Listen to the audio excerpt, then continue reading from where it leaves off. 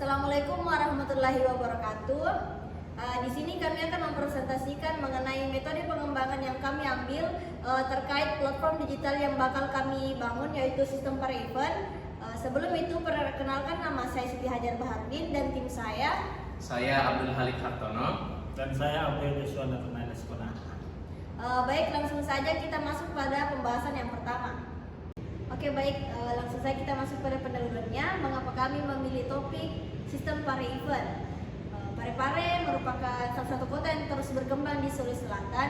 Nah, ini menyimpan banyak potensi di bidang budaya, pariwisata dan ekonomi. Nah, Parepare itu terus mengadakan acara festival, seminar dan juga beragam kegiatan olahraga lainnya dan memberikan dampak positif bagi masyarakat. Namun sayangnya informasi mengenai event-event tersebut belum tersampaikan secara merata. Warga-warga dan wisatawan pun juga masih sulit menemukan info yang lebih lengkap dan juga lebih terpercaya. Kami merancang sebuah sistem, yaitu sistem para event. Itu gunanya untuk menemukan event lebih mudah dan juga membantu promosi dari penyelenggara, dan juga kita membuat sistem para event itu untuk meningkatkan partisipasi publik. Nah, selanjutnya desain UI akan dijelaskan oleh teman saya. Masuk ke materi selanjutnya, yang dimana kita menampilkan desain UI dari sistem Pare event, yang dimana kita membuat 3 tampilan. Yang pertama halaman login, yang kedua halaman utama, yang ketiga halaman detail event.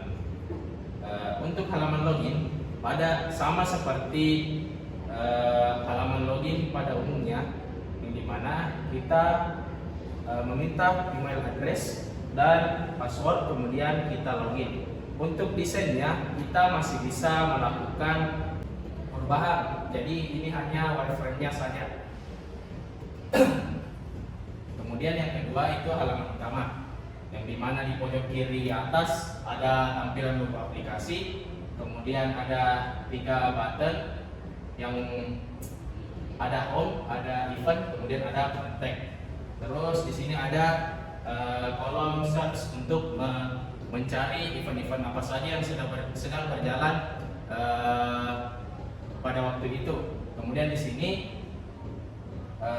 ditampilkan nama sistemnya, dan ini adalah gambar-gambar dan nama event yang akan diselenggarakan pada waktu tertentu. Untuk halaman detail event, untuk bagian atasnya itu sama, cuman kolom search-nya berpindah di pojok kanan atas. Kemudian di samping kiri itu terletak poster event, kemudian nama, tanggal event dan deskripsi event itu terletak pada samping kanan informasinya. Kemudian di pojok kiri bawah itu ada button untuk membeli tiket. Nah, setelah kami telah menjelaskan tentang tampilan desain yang akan kami buat dari sistem Pare event nantinya, selanjutnya kami akan menjelaskan metode yang akan kami gunakan untuk mengembangkan sistem Pare event.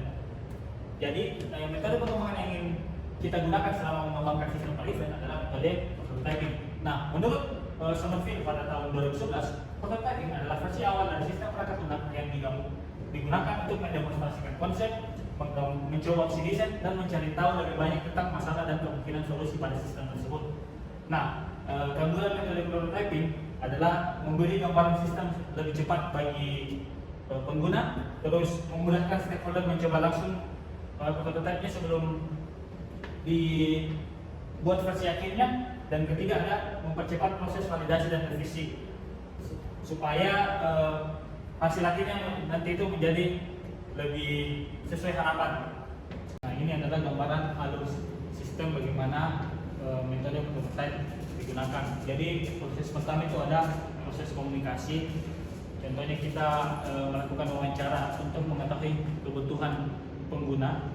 Terus ada proses quick plan. Nah, di proses quick plan ini kita akan membahas apa saja yang dibutuhkan untuk merancang sistem nantinya. Terus ada proses modeling quick design. Nah, di proses ini kita akan membuat gambaran bagaimana tampilan atau alur kerja sistemnya nantinya. Terus ada proses construction of prototype. Nah, di proses ini kita sudah mulai membuat prototipe-nya untuk ditunjukkan kepada penggunanya nantinya. Nah, yang terakhir ada proses deployment, yang mana ada proses delivery dan feedback. Nah, di proses ini setelah pengguna melihat hasil prototipe yang telah kita buat kepada mereka, pengguna akan memberikan feedback apa saja yang mereka butuhkan dan apa kelebihan dan kekurangan dari prototipe yang telah kita tunjukkan kepada mereka. Dan setelah mendapatkan masukan dari pengguna, kita akan membuat versi final untuk sistemnya dan akan kita deploy untuk berikan ke pengguna versi akhirnya. Nah, alasan mengapa kami memilih metode prototype untuk mengembangkan sistem para event adalah yang pertama, stakeholder sudah mulai digital. Nah, penyelenggara event seperti anak muda atau komunitas familiar dengan tools digital. Kedua, lebih mudah memahami alur sistem lewat tampilan langsung. Nah, dari beberapa stakeholder yang sudah kita wawancarai, menurut kami mereka sudah memiliki keterampilan yang cukup baik di bidang teknologi. Contohnya pada stakeholder Karim Event dan stakeholder dari Dinas Pariwisata. Nah, alasan kedua adalah sektor dinas pariwisata yang terbatas waktu. Yang pertama, tidak punya waktu untuk membahas dokumen yang sangat panjang. Terus yang kedua, lebih efektif untuk tampilan visual yang bisa langsung diuji. Jadi untuk stakeholder dinas pariwisata ini, kami rasa lebih efektif jika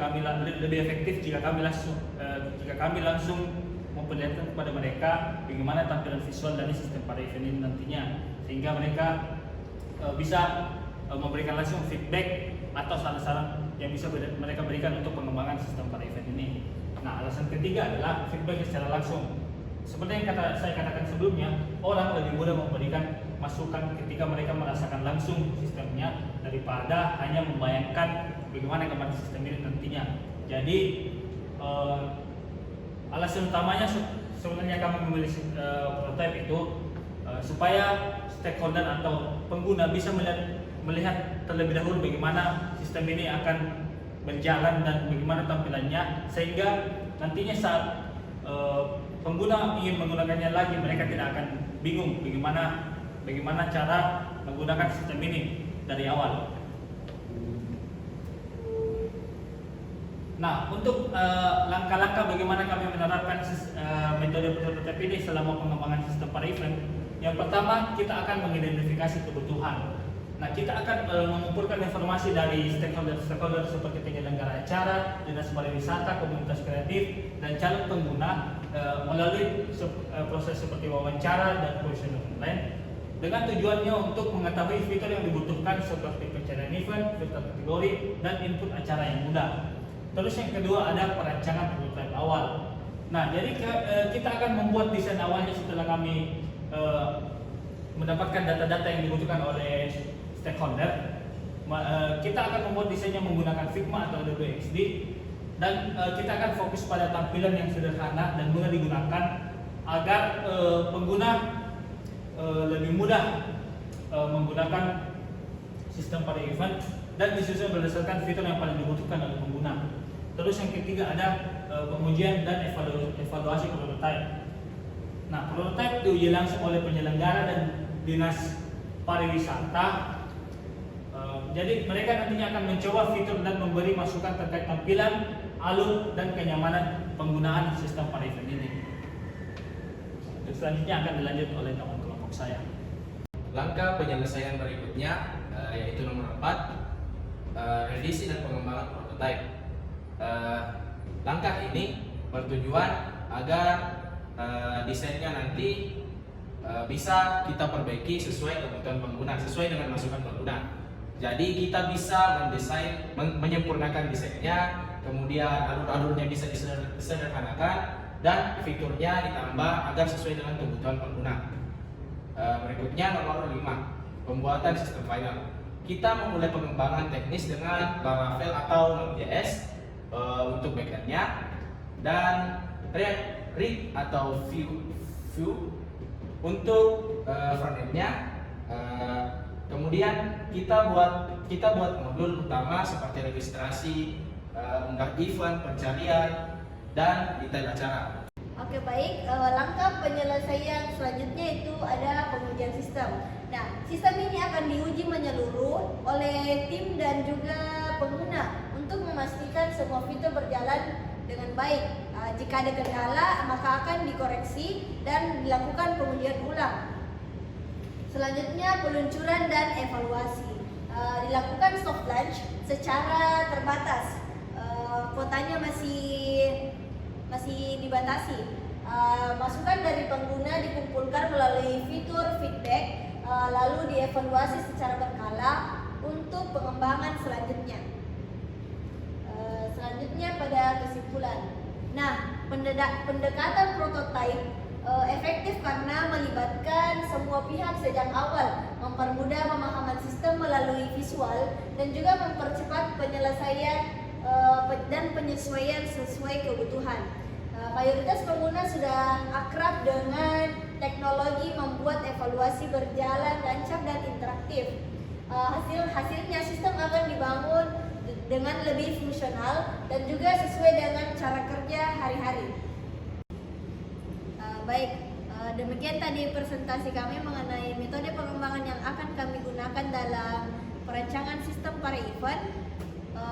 Lebih kurangnya mohon dimaafkan. Wassalamualaikum warahmatullahi wabarakatuh. Terima kasih.